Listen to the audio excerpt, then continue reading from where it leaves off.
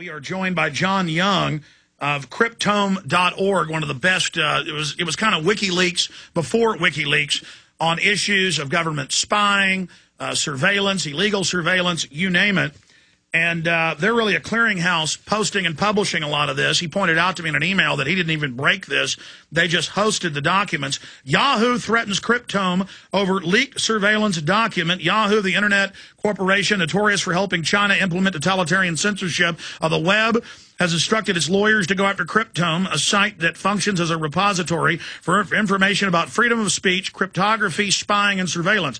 Michael T. Gershberg of the law firm, and it goes on, sent a DMC takedown order notice to John Young, Cryptome webmaster. On December 3rd, the law firm claims that Cryptome has violated Yahoo's intellectual property rights and copyright by posting Yahoo's compliance guide for law enforcement.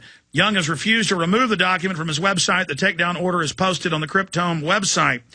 And we've got his comments here pointing out they never registered it as copyrighted, and he's being pretty sarcastic with them. But it's good to have him here with us today. Mr. Young, thank you for joining us. It's a pleasure.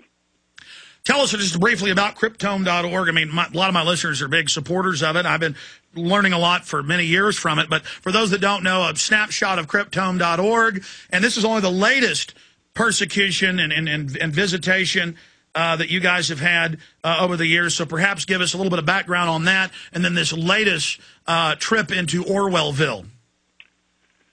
Great. Good opportunity to speak with you, Alex. We set this site up 13 years ago to publish information that the government didn't want the public to see. It's its only purpose. We've since expanded into commercial stuff that businesses don't want the public to see, but most of it had to do with publishing government documents that they had rather the public not see. So people send us documents that they have access to, or we get them through FOIA, or they show up from unknown sources. So we publish it without editorial remarks in most cases and let the readers decide what they think about it. So it's more like a library than a blog. And so we have about 45,000 documents now on the website that have been collected and put up for public reading. The most recent series we've been putting up are telecom law enforcement compliance guides, in which they are obliged to provide access to telecom records through the through official legislation established for this purpose. Most of these guides are kept private because the telecoms don't want the public to know that they're selling this information to the government. Christopher Sologian broke this story a week ago on his website. He's a student at Indiana University, and he'd been doing research on this and asking for FOIA information, and he was refused. But he did get copies of letters from Verizon and Sprint objecting to the release of what they call confidential business information, because if the public saw it, they would be very upset with us. Well, lo and behold, a day or two later, someone sent us a copy of Yahoo's lawful compliance guide, so we put it up. And now they have thankfully verified it's authentic by saying, yes, that's ours. Just like the ClimateGate swindlers, the top UN scientists all colluding in fraud to hide the decline in global temperatures in the last 9 years. They came out and admitted, yeah, those are ours, somebody stole them. So it's always a nice verification. That's right. And so along with the Yahoos, we've got about 8 or 9 others from telecom companies that have similar policies in place, which they've never disclosed before. And so that's now on our website, and the Yahoo one is the one that's gotten the only response from the owners of these documents, so they claim, and sent us a standard DMCA takedown. We've gotten these DMCA takedowns several times over the years and have tried our best to resist them. So, there's a lot of fake ones, too. We've noticed most of the ones we've gone through have been fake, and we always challenge it with a federal filing in federal court and have beaten them. But that's if they try to carry the takedown order through. Of course, that's hard to do with all of our different servers we use, the CDN systems we use. But I don't want to get into the architecture of how you resist those. John, specifically with this new case, let's start at the beginning. What do the documents, I've read over some of them, what do they show? The shopping list of, hey, warrants, we don't need no stinking warrants. It's all yours. Just pay us some taxpayer money. We'll give them to you very quickly. Let's break that down, and then now the latest threats by Yahoo and why you believe you don't have to remove it. Well, Well, nearly all these are the same. Is they have set up policy to comply with the so-called CALIA requirement, which is communication assistance for law enforcement. It's a law passed back in the late 90s to force telecom companies to comply with requests from law enforcement agencies. So they set up policies to comply with this, but also set up fees for providing the service. It turns out there's nothing controversial about the compliance part. It's the fees that they want to keep quiet, which has never been publicized because they think that's confidential business information. So that's what they're fighting about, is the money they're making off this. And well, I've had the feds show up here a couple times, and they just say, just give us people's names. And I go, no, go get a subpoena. And they have subpoenaed us twice. But and the feds are like, well, usually people don't make us have a warrant. Well, one of the things that Chris Slogan found out was that there's an end run that can be made with Internet information.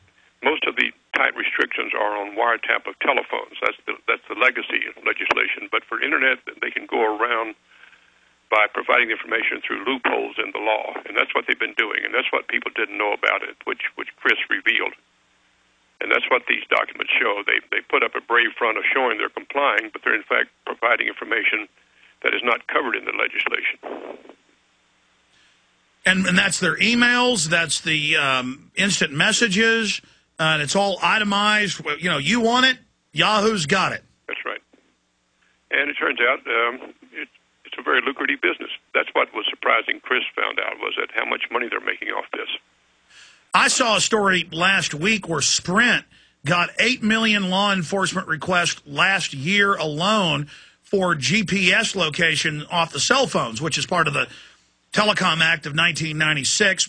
By law, October 1st, 2001, all cell phones have to be tracked in real time off the GPS triangulation from the cell towers down to 15 feet. It's really 3 feet, but the law is 15 feet. And they can dial in and listen to what you're doing even when the cell phone's off.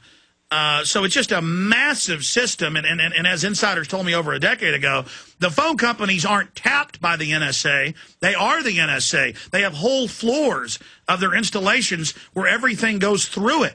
It's like radio stations aren't run by FEMA. FEMA equipment by law is wired in as the last piece of equipment that the transmission goes into the tower since 1996. With the emergency alert system, everything goes through that FEMA control box that's controlled by shortwave, where they can just take over all the transmissions of TV and radio with an audible signal. Go ahead. Yes. Okay, so run through some more of what's in these documents, and then your eloquent challenging of this. Well, since our side is about publicizing information about technological spying, which we've branched into, anything that deals with use of high technology to spy on people is our main meat. So this fits right into that. And we get documents regularly, as do other sites, about this, because the high technology stuff often is not disclosed about how effective it is, whether it's through browsing or through chat rooms or through various kinds of things that are very popular now, the Facebook sites and things like that. So Google takes a lot of hits for this, but there are dozens of other sites that are doing the same thing, but all of them have to run through the telecom system. So it's the telecoms that have the real control over all this. And so these agencies go directly to the people who run the technology. And so Google, for example, couldn't do what it's doing without these vast technological infrastructure. And so that these agencies go directly to the source of the machines where this is taking place. And, of course, the specs under federal law of the telecoms are NSA approved and designed. Cybersecurity Act really expands that, doesn't it? Yes, it does. They think that this heavy use of digital communication is a threat to national security. We think that's bombast. It's certainly not true.